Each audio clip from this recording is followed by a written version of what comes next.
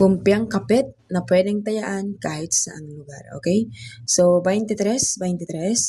So, kahit saang lugar yan guys ha, pili kayo dyan mamili kung sakali nakikita ninyo na maaari magpumpyang sa inyo pong mga lugar. So, meron po tayong tips na maaari ninyong tayaan kung kayo po ay nag-iisip. So, wag na po kayo mag-isip, nandito na. Ayan, baka maswerte ang napili nating numero ngayon.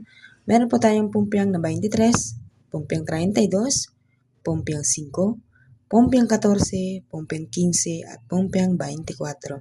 Kapag halimbawa naman po guys, meron pong lumabas na po yung pumpyang, minsan kasunod po niyan ay kapit. Okay, so sunod sa pumpyang guys, pwedeng kapit, or mauna si kapit, sunod si pumpyang. Ganun lang po yan guys, magkasunod nila lagi.